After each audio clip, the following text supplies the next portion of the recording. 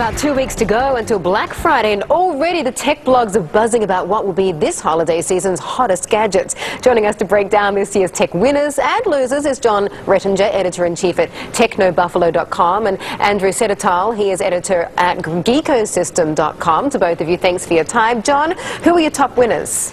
The top three winners are definitely going to be the Apple iPad, the tablet that started the tablet craze. Number two would be the new motion controlling system launched by Microsoft called the Kinect, where your body actually becomes a controller.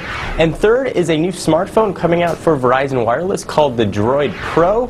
And the three losers that are really set to fizzle out this holiday season. Number one would be the Nintendo Wii. It's a one-trick pony of a motion controlling system, has really been caught up by Microsoft and Sony, its chief competitions.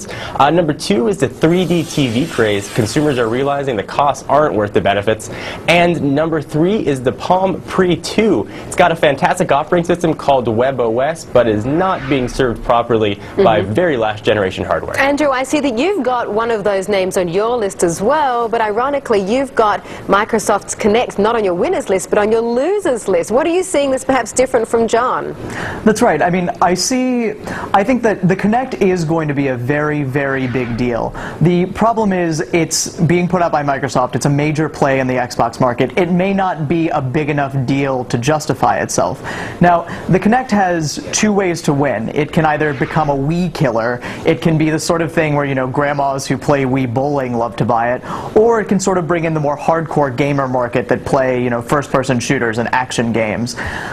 It's pretty clear that the bet has been placed on casual games. We'll see if it's been getting very good reviews.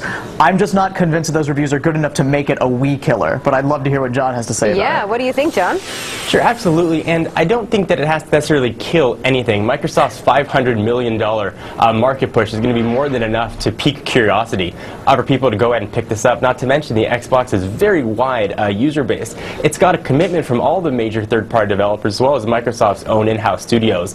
It is going to be targeted primarily initially at the casual gamers. I think the hardcore market, there will be some quick adoption once there's a game to match the hardware. Andrew, who are on your winners list? I'd say that the big surprise for the holiday season is likely to be the Quantum, which is LG's entry into the handset market. LG's obviously spent a lot of time thinking about, you know, what people use their cell phones for and how to make it easier. Videos, photos, putting them directly into a set-top box or a computer. On the other end of the spectrum for wireless handsets, Samsung's Continuum is pretty likely to be a loser.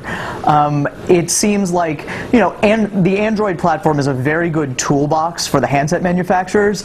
It seems like Samsung hasn't yet figured out exactly how to use that. In fact, the Continuum has a dedicated ticker screen, which would be appropriate for, you know, a pager being made by Research in Motion in 1998. It's not very appropriate for a consumer handset being made in 2010.